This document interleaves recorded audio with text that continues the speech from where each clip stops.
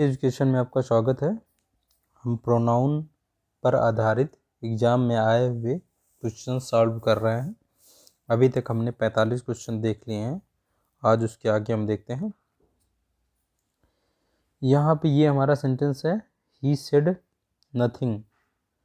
तो हम यहाँ देखेंगे ये हमारा सब्जेक्ट है, सब्जेक्ट के बाद वर्ब आ गई तो हमारी क्लास कंप्लीट हो जाती है सब्जेक्ट और वर्ब से। यदि ऑब्जेक्ट नहीं होता है तो हम देख लेते हैं क्या ऑब्जेक्ट है यहाँ पे। तो नथिंग हमारा एक ऑब्जेक्ट है जो कि क्या है, हमारा एक प्रोनाउन है। कैसा प्रोनाउन है? इनडेफिनिट प्रोनाउन है। ही सेड नथिंग यानी उसने कुछ नहीं कहा था। आगे चूंकि हमें कंजंक्शन दिख रहा है, कंजंक्शन जो कि एक रिलेटिव प्रोनाउन भी है, हमें ये दिख रहा है रिलेटिव प्रोनाउन जो किसके लिए आ रहा है? नथिंग के लिए। नथिंग एक नॉन लिविंग ऑब्जेक्ट है, तो हम क्या है इसके लिए विच लगा सकते हैं, क्योंकि विच जो है वो निर्जीव चीज के लिए आता है। तो ठीक है, विच को देखेंगे हम अगले क्लास। अब यहाँ से अगली क्लास शुरू हो रही है। अगली क्लास में सब्जेक्ट है या क्या हम देखेंगे, सब्जेक्ट है या वर्ब है, सॉरी सब्जेक्ट है या ऑब्जेक्ट है, हम देखेंगे। हाँ, विच के बाद वर्ब आ रही hurt, which hurt. He said nothing which hurt you. तो हम देखिए नथिंग के हिसाब से चलेंगे तो क्या होना चाहिए? हर्ट्स होना चाहिए, हर्ट्स यू होना चाहिए। और दूसरी बात ये भी है कि हमने पढ़ा था कि कुछ हमारी जो प्रिंसिपल क्लाज है, ये हमारी प्रिंसिपल क्लाज होगी। जिस क्लाज में कंजंक्शन का प्रयोग नहीं हुआ रहता है उसे हम प्रिंसिपल क्लाज कहते हैं। तो पहली क्लाज हमारी हो गई प्रिंसिपल क्लाज। इस क्लाज में यदि कुछ वर्ड, कुछ निश्चित वर्ड आ जाते हैं, हमने एक रूल पढ़ा था, यदि कुछ निश्चित वर्ड आ जाते हैं तो जो अगली हमारी सबऑर्डिनेट क्लाज होती है उसमें कंजंक्शन दैट काम करता है, यानी रिलेटिव प्रोनाउन दैट होता है जो कंजंक्शन का कार्य करता है, ना कि विच या हु। तो नथिंग के हिसाब से ये विच ना होकर के क्या होना चाहिए? यहाँ होना चाहिए दैट, क्योंकि ये नथिंग ही है जिसमें हमने कहा था नथिंग भी एक वर्ड था जो यदि प्रिंसिपल क्लाज में आ जाता है तो हम अगला जो क्लाज शुरू करने वाले हैं वो दैट से शुरुआत हो गया। नथिंग के लिए जो हम रिलेटिव प्रोनाउन लगाने वाले हैं वो दैट होगा, ना कि विच। तो ये तो हमारी इसमें गलती थी। आगे हम देख लेते हैं। तो नथिंग के लिए दैट आया हुआ है। नथिंग क्या है? नथिंग को हम सिंगुलर मानेंगे, नथिंग को सिंगुलर मानेंगे तो इससे क्या होगा? अगर हम इसको सिंगुलर मानते हैं तो यहाँ पे ये हर्ट्स होना चाहिए। अगर हम प्रेजेंट इंडेफिनिट रहे, जो तुम्हें हर्ट करती हैं, हम कह रहे हैं उसने कुछ नहीं कहा था जो हर्ट करती हैं। किसे? जो हर्ट करती हैं तुम्हें। बट यहाँ पे बट भी एक कंजंक्शन आ गया। बट हमने कहा था बट के बाद ठीक बाद यदि एक वर्ब आ जाए तो बट भी एक रिलेटिव प्रोनाउन का कार्य करेगा। लेकिन बट के बाद यदि देखिए एक जो अगली क्लास आ रही है उसमें एक दूसरा सब्जेक्ट कोई प्रयोग हुआ रहे, एक नाउन या प्रोनाउन आया रहे बट के बाद, तो इसे हम कंजंक्शन ही, केवल कंजंक्शन ही समझेंगे, ना कि इसे हम समझेंगे यहाँ पे रिलेटिव प्रोनाउन। तो बट, लेकिन यू आर, देखिए यू के हिसाब से लगा, you are a frenzied person. Frenzied मतलब समझ लीजिए आप विचित्र पर्सन, विचित्र, सनकी, ऐसे टाइप से। तो लेकिन क्या है? लेकिन you are a frenzied person. अब देखिए फ्रेंजी जो है ये वर्ब से बना हुआ है, ये इसका निर्माण वर्ब से हुआ। वर्ब की थर्ड फॉर्म जो है फ्रेंजीड, यहाँ पे हमारा एडजेक्टिव है, चूँकि जो है हमारा ये इसके बाद एक नाउन है तो यहाँ पे ये एडजेक्टिव का कार्य कर रहा है। तो फ्रेंजीड पर्सन का मतलब है ऐसा पर्सन जो क्या हो, बहुत ही वायलेंट हो या डरा हुआ हो, जो अंडर कंट्रोल ना हो, ऐसे किसी चीज़ को के लिए ये आता है, यानी बेचैन हम कह लें, बेचैन person. But you are a frenzied person, सन की मान लीजिए आप कि पर्सन है जिसको कंट्रोल नहीं किया जा सके। एंड, अब देखिए एंड लग गया। एंड के बाद हम देख रहे हैं एंड, अगर एंड आ गया तो हमारा जो सब्जेक्ट पहले इसके पहले क्लास में था वो कॉमन हो जाएगा। तो सब्जेक्ट क्या है? देखिए यहाँ पे ये सब्जेक्ट था यू, तो यू इसके लिए कॉमन हो गया। He said nothing which hurt you but you are a frenzied person and does not believe anything easily. And यहाँ पे देखिए क्या हो गया? एंड डज नॉट बिलीव आ रहा है, and you are a frenzied person and does not believe anything easily. अगर यू के हिसाब से हम देखेंगे तो यहाँ क्या होना चाहिए, डू नॉट होना चाहिए, do not believe anything easily. यहाँ हम देख लेते हैं क्या करें, ही सेड नथिंग, उसने कुछ नहीं कहा था। दैट लगाएंगे, जो तुम्हें हर्ट करता हो लेकिन you are a frenzied person, तुम एक फ्रेंजीड पर्सन हो, यानी ये तुम एक जो है हम कह ले सनकी या बेचैन पर्सन हो, आदमी हो। एंड और तुम बिलीव नहीं करते हो एनीथिंग इजिली, यानी यहाँ डज का प्रयोग ना करके डू का होना चाहिए। You do not believe anything easily, तो हम देखेंगे यानी तुम बिलीव कोई भी चीज़ आसानी से बिलीव नहीं करते हो, तो यहाँ डू होना चाहिए था, यहाँ पे हम मतलब मिस स्पेल्ड हो गया है। हम यहाँ क्या करेंगे, हमारी गलती यहाँ थी सेकंड पार्ट में। अगला सेंटेंस हम देखते हैं।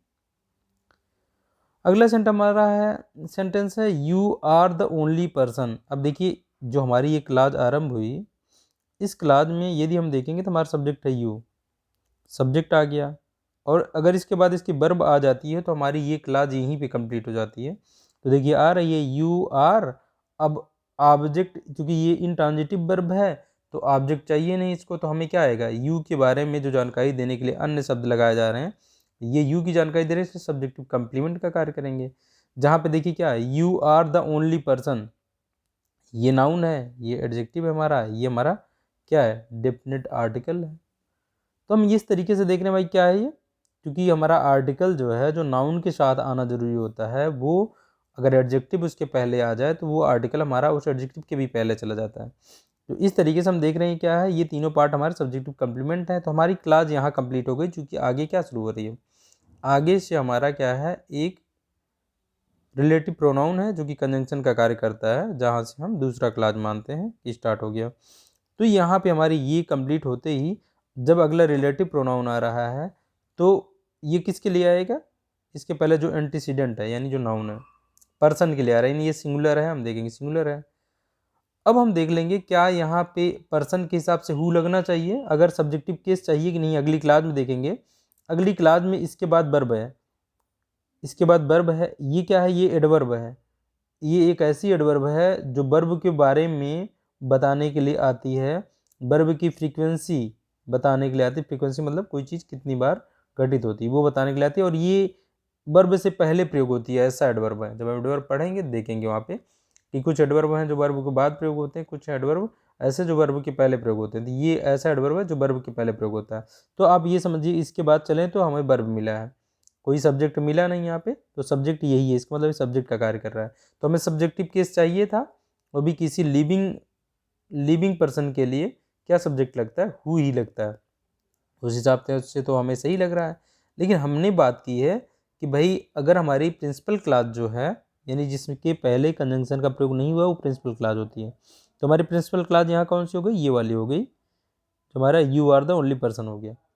इसमें हम देख लेंगे, हमने कुछ निश्चित शब्दों की बात की है, अगर वो पाए जाते हैं तो हमें हु या विच या वाट का प्रयोग ना करके कंजंक्शन जो हमारा रिलेटिव प्रोनाउन है वो दैट का प्रयोग करना होता है। तो यहाँ पे भी वो वर्ड है द ओनली के बाद एक नाउन आ जाए, तो देखिए यहाँ द ओनली उसके बाद एक नाउन आया है, तो हम यहाँ हु या विच ना लगा क्या लगाते हैं, दैट लगाते हैं। तो यहाँ भी हमें दैट लगाना है, और दैट का मतलब इस पर्सन से है, तो सिंगुलर है। दैट ऑलवेज ब्लोज, देखिए ये ब्लो में यस लगाया गया, सिंगुलर रखा गया इसीलिए चूंकि पर्सन के लिए आ रहा है, यानी कि जो ऑलवेज हमेशा ब्लो करता है, हिज ट्रम्पेट एक प्रकार का वाद्य यंत्र होता है, लेकिन यहाँ पे ये एक ईडियम की तरह का कार्य कर रहा है, होता है ब्लो योर ट्रम्पेट का मतलब होता है केवल अपनी ही कहना, दूसरे की बात पे ध्यान न देना, मतलब अपनी ही प्रशंसा करते रहना, अपना ही राग अलापना, जैसे हिंदी में एक मुहावरा होता है अपने राग अलापना,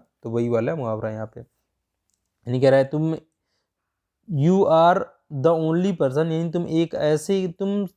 तुम एक केवल ऐसे पर्सन हो जो हमेशा अपने ही राग अलापता है, हमसे ऐसे कह ले, इसका मतलब ये है।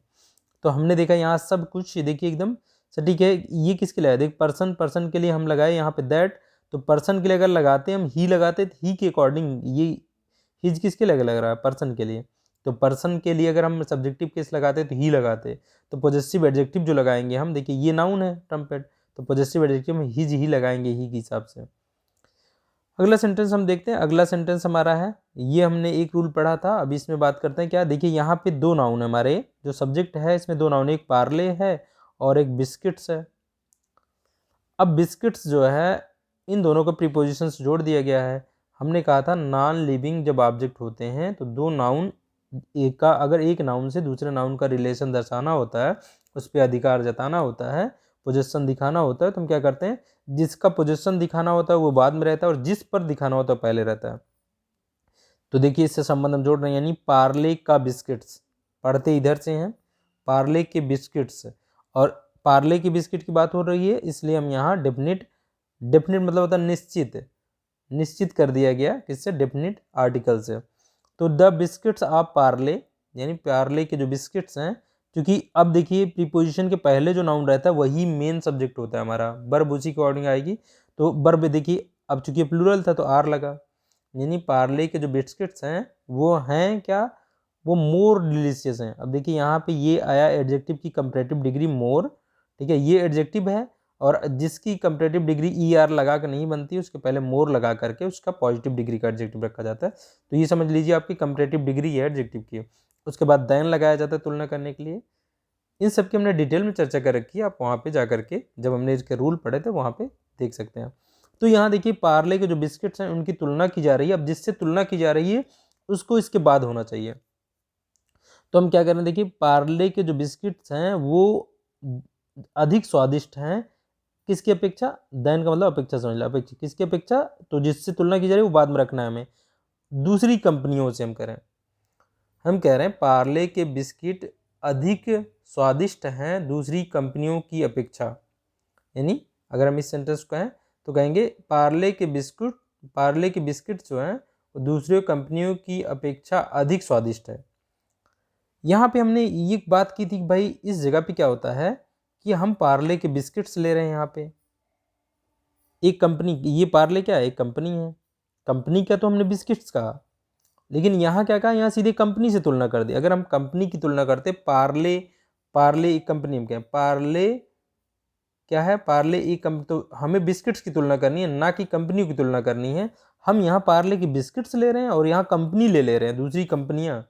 हमें क्या लेना चाहिए भाई, कि पार्ले के बिस्किट और लेना चाहिए दूसरी कंपनियों के बिस्किट, इनकी तुलना करनी चाहिए। तो ऐसे केसेस में हमारे ये जो नाउन है ये रिपीट नहीं होना चाहिए। इसके लिए हम क्या लगाते हैं, इसके लिए हम लगाते हैं प्रोनाउन, प्रोनाउन लगाएंगे। और प्रोनाउन हम कौन सा प्रयोग करते हैं, यदि सिंगुलर होता तो हम क्या लगाते, दैट लगाते, और अगर प्लूरल है तो हम क्या लगाते हैं, प्लूरल के लिए हम लगाते हैं यहाँ पे दोज। तो हम क्या लगाएंगे यहाँ पे, दोज ऑफ करके कहेंगे हम, दोज ऑफ अदर कंपनीज। तो यहाँ पे हमें देन के बाद दोज भी रखना पड़ेगा, दोज ऑफ अदर कंपनीज रहेगा ही। तो ये चीज़ यहाँ पे नहीं है। कहने का मतलब क्या है, दोज किसकी जगह है, बिस्किट्स के लिए। तो हमें यहाँ कहना चाहिए कि the biscuits of Parle are more delicious the biscuits of other companies. Biscuit के बीच में तुलना होनी चाहिए, कंपनियों से रिलेशन दिखाना था हमें, लेकिन हम यहाँ पार्ले के बिस्किट्स की तुलना अदर कंपनियों से कर दे रहे हैं, कंपनियों से कर दे रहे हैं डायरेक्ट, उसके बिस्किट से नहीं। तो इन चीज़ को हमने डिटेल में ये रूल की चर्चा की थी कि भाई आपको कैसे वहाँ पे, अगर ये सिंगुलर होता तो हम दैट आप लगाते, लेकिन अगर ये प्लूरल है तो हम क्या लगाएंगे, दोज आप लगाएंगे, उसके बाद वो नाउन रखेंगे जो हमने अदर कंपनीज रखी है। तो यहाँ पे ये रूल की हमने डिटेल में चर्चा की है। इससे भी एग्जाम में बहुत क्वेश्चन आते हैं, ये सब एग्जाम के आए हुए क्वेश्चन ही है जो हम डिस्कस कर रहे हैं। अगला सेंटेंस देखते हैं। अगला सेंटेंस हमारे यहाँ क्या कह रहा है, अगला सेंटेंस हमारा है there was not an experience. अब देखिए यहाँ कह रहे हैं there was not an experience. देखिए यहाँ पे जो वाज लगा हुआ है, चूंकि देयर को हम जानते हैं, देयर जो है ये हमारा इम्पटी देयर है, यानी इसका कोई अर्थ नहीं है। सब्जेक्ट हमारा कहाँ है, वाज के बाद है। जो एन एक्सपीरियंस है इसके पहले जो है क्या है, ये यानी ये हमारा सब्जेक्ट है, और सेंटेंस को नेगेटिव बनाया गया है। ये देखिए ये सिंगुलर है, तो सिंगुलर के हिसाब से वाज लगा हुआ है, सिंगुलर के हिसाब से वाज लगा हुआ है। और यहाँ पे देखिए और क्या लगा हुआ है, यहाँ पे ये नाट इसके बाद लग सकता है, क्योंकि वर्ब के बाद ही नाट लगता है जब हमारी ट्रांजिटिव वर्ब होती है, वाज नॉट, तो ऐसे ही लगता है, इज नॉट, वाज नॉट ऐसे। तो ये क्या हो गया, देखिए इसके हिसाब से वाज लगा, फिर नेगेटिवली ये लगा, इसका मतलब क्या हुआ, there was not an experience का मतलब होता है कि मतलब एन जब लगता है, एन का मतलब एक नहीं समझते हम, एन का मतलब एक नहीं होता है, एन का मतलब होता है ये इनडेफिनिट प्रोनाउन है, यानी ये जिस नाउन के पहले आ रहा है, एक तो वो सिंगुलर होना चाहिए, दूसरा नंबर वो काउंटेबल नाउन होना चाहिए। यहाँ इसका मतलब एक्सपीरियंस को, एक्सपीरियंस हम कहेंगे, अगर आप इसको अब्स्ट्रैक्ट नाउन की तरह लेंगे तो ये क्या हो जाएगा, ये हो जाएगा अनकाउंटेबल। लेकिन यहाँ अनकाउंटेबल ना लेकर के इसको काउंटेबल की तरह लिया जा रहा है। काउंटेबल का मतलब जैसे स्किल समझ लीजिए, जैसे हम कहते हैं भाई हमें हाँ 2 एक्सपीरियंस है, 2 स्किल्स है मेरे पास, अनुभव की बात की जा रही है यहाँ पे, तो अनुभव जो हम कह रहे हैं यहाँ पे स्किल की तरह लिया जा रहा है। ये नहीं समझ लीजिए कि किसी के पास इसकी गिनती के रूप में लिया जा रहा है यहाँ पे, तो इसको हम काउंटेबल के रूप में ले रहे हैं, इसलिए यहाँ पे एन लगाया जाएगा। तो हम क्या बात करेंगे कि भाई, और हमने क्या कहा, ये इनडेफिनिट आर्टिकल है। इनडेफिनिट आर्टिकल का मतलब होता है कोई कह के आप कर सकते हैं भाई, जिसको हमने निश्चित ही नहीं किया वो सब पे लागू हो सकता है ना। हम कह रहे हैं कोई एक्सपीरियंस नहीं था, क्या कहेंगे हम इसे, एक नहीं कहेंगे, एन का मतलब समझेंगे कोई, यानी कोई एक्सपीरियंस यानी कोई अनुभव नहीं था। लेकिन अब देखिए बट कंजंक्शन आ गया, अगला क्लास हमारा चल पड़ा, तो अगला क्लास क्या है, बट के बाद अब देखेंगे बट क्या हमारा ये रिलेटिव प्रोनाउन भी है, जो अगले क्लास के लिए यदि सब्जेक्ट या ऑब्जेक्ट का कार्य कर रहा होगा तो रिलेटिव प्रोनाउन भी होगा। तो रिलेटिव प्रोनाउन है, देखिए यहाँ बट, यहाँ रिलेटिव प्रोनाउन, चूंकि इसके बाद वर्ब आ रही है, अगर जब वर्ब आती है तो हम क्या लेते हैं, ये वाला सेंटेंस जो पॉजिटिव की तरह दिख रहा होता है इसे भी हम नेगेटिव की तरह लेते हैं। तो इसका मतलब ये है, देखिए बट के बाद अगर लग रहा है, बट की जगह हमने कहा था यदि हम दैट लगाएं, बट वाला हमने डिटेल में चर्चा की थी, ये वाला बहुत इंपॉर्टेंट होता है क्योंकि इसका अर्थ ही अलग हो जाता है। देखिए यहाँ इसका मतलब क्या है, यहाँ इसका मतलब यदि हम बट की जगह दैट लगाते तो दैट होता, दैट उसके बाद ये एक्सपीरियंस के लिए आ रहा है तो दैट वाज होता, that was not, that was not teach होता, टीच यू।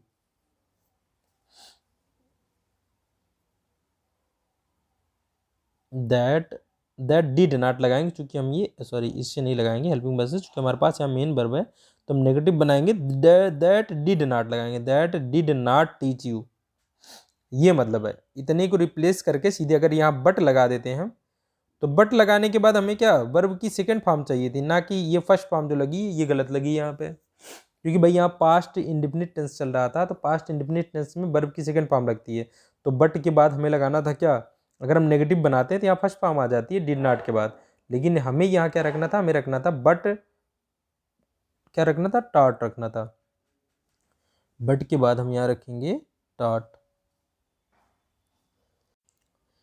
क्या होना चाहिए, बट टाट यू होगा, तो यहाँ टाट लगाना चाहिए ना कि टी। तो इस तरीके से वर्ब तुरंत स्टार्ट होगी तो हम देखेंगे कौन सा टेंस चल रहा था, उसी के अकॉर्डिंग यहाँ लगाएंगे टाट, बट टाट यू। बट टाट यू का मतलब होता है, इसका मतलब हम क्या पढ़ेंगे ऐसे कि कोई एक्सपीरियंस नहीं था जिसने, बट का मतलब जिसने पढ़ेंगे, लेकिन नहीं है, जिसने, जिसने तुम्हें नहीं पढ़ाया था, ओके, जिसने तुम्हें नहीं पढ़ाया था, क्या, एक लेसन किस चीज़ का, देखिए यहाँ 2 नाउन है, एक नाउन ये है, एक नाउन ये है, तो इस लाइफ से इस नाउन को जोड़ा गया है, तो हम कहेंगे, पढ़ेंगे उल्टा यहाँ से, जीवन का एक लेसन, जीवन का कोई लेसन हम कह लें, जीवन का कोई लेसन पढ़ाया था, तो हम क्या करें, मतलब जीवन का पाठ कह लें, जीवन का पाठ पढ़ाया था, हम कह रहे हैं यहाँ कोई एक्सपीरियंस नहीं था, क्या मतलब अर्थ क्या निकल के आया कि भाई कोई एक्सपीरियंस नहीं था जिसने तुम्हें जीवन का कोई पाठ पढ़ाया था। इसका मतलब क्या हुआ कि भाई ऐसा कोई एक्सपीरियंस नहीं था जिसने उसको जीवन का कोई पाठ पढ़ाया था, इसका मतलब जीवन में उसे कोई भी सीख नहीं मिली थी किसी एक्सपीरियंस से, तो ये यहाँ कहने का प्रयास किया जा रहा है। तो देखिए हम वैसे भी मीनिंग निकल जाती है, लेकिन बट का मतलब होता है जो हम यहाँ पढ़ेंगे, जो, लेकिन नहीं पढ़ेंगे कि कोई भी चीज़, देखिए कोई भी एक्सपीरियंस नहीं था, कोई भी एक्सपीरियंस नहीं था जिसने, कहेंगे जिसने तुम्हें पढ़ाया था, क्या, जिसने तुम्हें पढ़ाया था एक, मतलब लाइफ का यानी जीवन का एक पाठ, जीवन की एक शिक्षा तुम्हें दी थी, तो ये हो जाएगी हमारी मीनिंग यहाँ पे, तो यहाँ टाट होना चाहिए इस हिसाब से। अगला हम देखते हैं, अगला सेंटेंस क्या है, ही सेट हिम, चलिए देखिए पहला क्लास हमारा शुरू हुआ, ही ये वर्ब आ गई तो क्लास हमारा कंप्लीट हो जाएगा। अब देखते हैं ऑब्जेक्ट होगा तो ऑब्जेक्ट देख लेते हैं। ही सेट हिम, यानी उसने उसे सेट किया था। सेट का मतलब होता है किसी चीज़ में व्यवस्थित कर देना। ही सेट हिम मतलब किसी चीज़ में व्यवस्थित करना, अपने आप को स्थापित कर लेना, ये हुआ ही सेट हिम। तो सेट एक ऐसी वर्ब, हमने एक और इससे संबंधित रूल पढ़ा था कि कुछ वर्ब ऐसी हैं जिनके बाद हमारा अगर प्रोनाउन हम प्रयोग कर रहे हैं, कोई नाउन आपने प्रयोग किया तो ठीक है, लेकिन यदि आपने कोई प्रोनाउन, चूंकि ये ट्रांजिटिव वर्ब होती हैं, ट्रांजिटिव वर्ब के बाद हमें ऑब्जेक्ट चाहिए ही चाहिए होता है।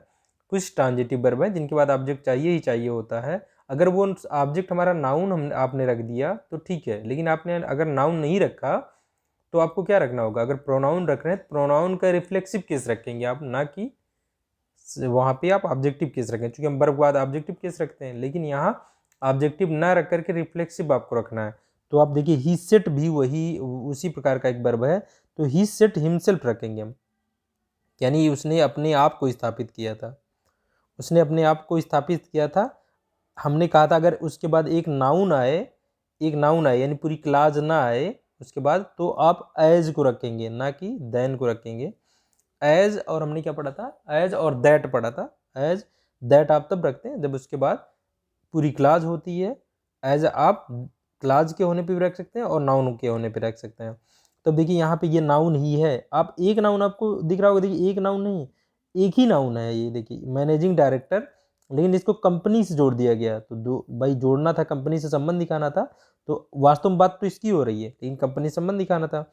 हम कह रहे हैं उसने अपने आप को स्थापित किया था, किसके रूप में? ऐसे हम पढ़ेंगे, एज का मतलब लेंगे रूप में, किसके रूप में? मैनेजिंग डायरेक्टर, कंपनी के मैनेजिंग डायरेक्टर के रूप में, एमडी के रूप में कंपनी के।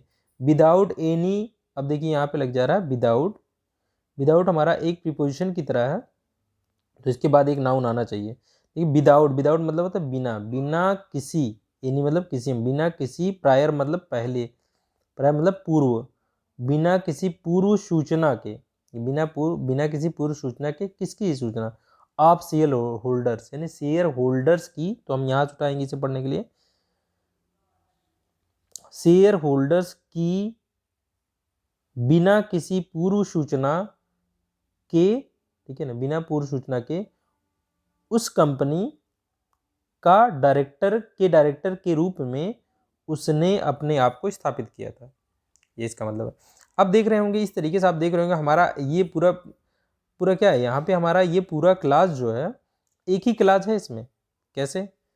यहाँ पे एक वर्ब थी हमारी, यही क्लास चल रही थी, आगे हम चलेंगे तो देखिए एक ही क्लास में आप प्रीपोजिशन लगा करके लगातार नाउन जोड़ते रह सकते हैं। आप देखिए यहाँ से चले हम, तो आप यहाँ पे इसको भी एक, देखिए ये कंजंक्शन है, यहाँ पे आप देखेंगे, यहाँ देखिए एक प्रीपोजिशन लगा, यहाँ पे एक नाउन आया, यहाँ पे एक नाउन आया, देखिए। उसके बाद हम देखेंगे विदाउट भी एक प्रीपोजिशन है, तो यहाँ पे एक नाउन आया, फिर प्रीपोजिशन लगा फिर एक नाउन रखा गया। तो इस तरीके से आप कई नाउन को जोड़ सकते हैं, साथ में जोड़ते हुए सेंटेंस बड़ा से बड़ा बनता जाएगा। अच्छा, हम ऐसे चीज़ों को पढ़ते कहाँ से? आप हिंदी में तो सीधा पढ़ते हैं, इंग्लिश में आप उल्टा पढ़ेंगे ज़्यादा बेहतर होगा। जैसे हम पढ़ेंगे, देखिए यहाँ कहाँ से हमने पढ़ा शुरू किया, हम कहेंगे क्या, देखिए शेयर होल्डर की बिना, अब यहाँ से यहाँ, बिना किसी पूर्व सूचना के उस कंपनी के मैनेजिंग डायरेक्टर के रूप में, एज को यानी के रूप में उसने अपने आप को, ये इसका मतलब अपने आप को स्थापित किया था। तो ये इस तरीके से हम पढ़ते हैं इंग्लिश में। तो यहाँ पे क्या होगा? हिमसेल्फ होना चाहिए। अगला सेंटेंस हम देखते हैं। तो हमने ये पहले फॉर्मेट का जो क्वेश्चन देख रहे थे, जिसमें हमारा सेंटेंस 4 पार्टों में बांट दिया गया था। 4 पार्टों में बांटने के बाद उसमें एक पार्ट में किसी न किसी एक पार्ट, 3 पार्ट्स में से किसी पार्ट में गलती मिलती थी, तो वही पार्ट हमारा आंसर हो जाता था। अगर कोई गलती नहीं है तो चौथा पार्ट जो नो एरर का है उसे हमें चुनना होता था। अब अगला फॉर्मेट हम देख लेते हैं, जिसमें सेंटेंस क्या होगा, सेंटेंस के कुछ भाग को अंडरलाइन कर दिया जाएगा और अंडरलाइन वाले भाग को रिप्लेस करना होगा, और वो रिप्लेस करने के लिए आपको ऑप्शन 4 ऑप्शन दिए जाएंगे। यानी उस पूरे जो अंडरलाइन पार्ट है उसको आप हटा दीजिए, हटा करके आप 3 ऑप्शन ऐसे होंगे जिनमें से आपको लगता है कि ये ना होकर के उन 3 ऑप्शन में से ये सही होंगे, तो वो आपको चुनना होता है।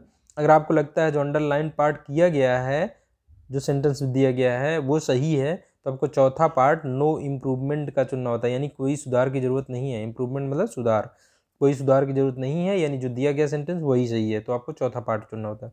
तो ये वाला हम देख लेते हैं। यहाँ पर हम देखते हैं, यहाँ अगर हम बात करें तो ये सब्जेक्ट हमारा माई वाइफ हो गया, ये नाउन हो गया, ये हमारा पॉजिटिव एडजेक्टिव हो गया। तो माई वाइफ इज, भाई एक की बात चल रही तो इज लगेगा, वर्ब आ गई, तो यानी हमारी ये क्लास यहाँ कंप्लीट हो रही है। My wife is a house wife, ये हमारा सब्जेक्टिव कंप्लीमेंट है। तो हमारा क्लास यहाँ पे खत्म हो जा रहा है, क्योंकि यहाँ कंजंक्शन दिख रहा है कि मेरी वाइफ क्या है, मेरी वाइफ हाउस वाइफ है, हाउस वाइफ है। लेकिन अब देखिए यहाँ पे बट वाला वो वाला कॉन्सेप्ट नहीं चल रहा है कि ये रिलेटिव प्रोनाउन का कार्य करे, क्योंकि इसके बाद एक सब्जेक्ट आ रहा है। But she does not like, लेकिन वह पसंद नहीं करती है, लेकिन वह पसंद नहीं करती है क्या। अब देखिए इसी क्लास में हमारी एक वर्ब लाइक आ चुकी है, जो कि इसकी फाइनाइट वर्ब थी, जो सब्जेक्ट के अनुसार चली। देखिए यहाँ पे क्या लगा, लाइक। अब इसके बाद एक वर्ब और इसी क्लास में ला रहे हैं हम, कुक, तो भाई वो इन्फिनिटिव रूप में होगी। टू कुक मतलब होगा पकाना, यानी वो क्या नहीं पसंद करती है, ये लाइक हमारी ट्रांजिटिव वर्ब हो गई, जिसको ऑब्जेक्ट चाहिए, तो ऑब्जेक्ट हमने इन्फिनिटिव रूप में दिया। टू कुक यानी पकाना पसंद नहीं करती है, यानी खाना पकाना नहीं पसंद करती है। इवन फॉर हिमसेल्फ, इवन एक एडवर्ब है जो जिसके पहले लग जाता है, उसके लिए मतलब उसकी विशेषता बताते हैं, उसके बारे में बताता है। और हम कहेंगे इवन मतलब भी होता है, भाई भी का अर्थ लेंगे, यानी स्वयं के लिए भी, ये लिए कहेंगे स्वयं के लिए भी वो खाना नहीं पकाती, इसका मतलब है। तो यहाँ पे हम क्या कहेंगे, देखिए यहाँ पे वो स्वयं के लिए भी, अगर हम देखें तो स्वयं के लिए लेना चाहते हैं, लेकिन ये क्या है, ये फीमेल है। फीमेल के लिए हम हर सेल्फ लगाते हैं, ना कि, यानी फीमेल के लिए सी होता है प्रोनाउन, इसके अकॉर्डिंग जो लगता है रिफ्लेक्सिव केस वो लगता है हर सेल्फ, तो हिमसेल्फ ना होकर के हर सेल्फ होना चाहिए। तो इवन फॉर हर सेल्फ ये वाला सही होना चाहिए, ना कि वो। अब देखिए यहाँ इवन का मतलब ये आल्सो भी दे दिया गया। आल्सो हम देखेंगे एडवर्ब कब प्रयोग किया जाता है, आल्सो का मतलब भी होता है, इवन का मतलब भी होता है। आल्सो पर का प्रयोग कब किया जाता है, आल्सो का प्रयोग किया जाता है, देखेंगे हम जब एडवर्ब देखेंगे वहाँ पर हम डिटेल में बात करेंगे। और देखिए यहाँ हर ऑन कर दिया, हर ऑन करके, यानी अपने स्वयं के लिए भी, ये कह रहे हैं यहाँ पे।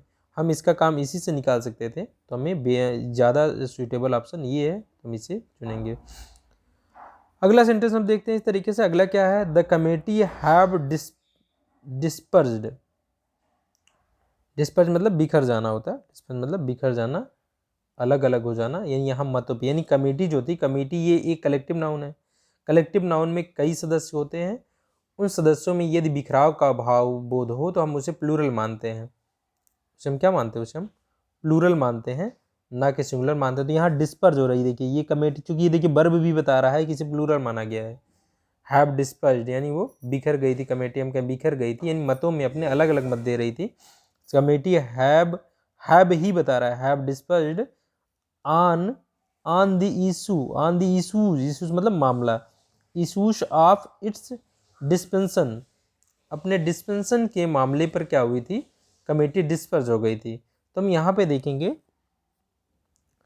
यहाँ पे क्या आया अर्थ, देखिए यहाँ पे कि भाई हमें क्या इसे रिप्लेस करना है, तो इशूज ऑफ इट्स नहीं होना चाहिए भाई। अब हम किसके लिए लगा रहे हैं, ये कमेटी के लिए लगा रहे हैं, और कमेटी को प्लूरल मान लिया गया है, और प्लूरल में क्या लगाते हैं, दे लगाते हैं। तो दे के हिसाब से यहाँ पॉजिटिव एडजेक्टिव देयर चाहिए हमें, ना कि वो चाहिए। और पॉजिटिव एडजेक्टिव चाहिए क्योंकि इसके बाद ये नाउन है हमारे पास, तो नाउन पे अधिकार जताने के लिए हमें क्या चाहिए, हमें यहाँ पे पॉजिटिव एडजेक्टिव चाहिए, ना कि प्रोनाउन। तो ये वाला तो प्रोनाउन दे रहा है हमें, तो ये तो गलत हो गया। यहाँ ये देखिए ये होगा हमारा आंसर बी वाला, यहाँ इशूज इट नहीं होगा सही हमारा, तो ये क्या है, बी वाला सही होगा हमारे यहाँ पे। अगला सेंटेंस हम देख लेते हैं। अगले सेंटेंस में हमारे है कि टेक्नोलॉजी एंड मशीनरी। अब देखिए यहाँ टेक्नोलॉजी और मशीनरी है, दो नाउन है जिनको एंड से जोड़ दिया गया है, इसलिए हम अब क्या मानेंगे, अब प्लूरल वर्ब लगाएंगे, क्योंकि दो नाउन को एंड से जोड़ दिया गया है। हम लगाएंगे technology and machinery have benefited, यानी बेनिफिट मतलब होता है कि लाभ पहुंचाना, बेनिफिट का मतलब है लाभ पहुंचाना। तो हम यहाँ देखेंगे इसने लाभ पहुंचाया था, किसको लाभ पहुंचाया, मतलब लाभ पहुंचाया है, हम कहेंगे प्रेजेंट परफेक्ट है, पीपल को have benefited bye there discovery. तो हम यहाँ क्या लगाने वाले देखते हैं, यहाँ क्या गलती है हमारा देखेंगे हम। दो चीजें हो गई तो हैव लगेगा, ठीक है।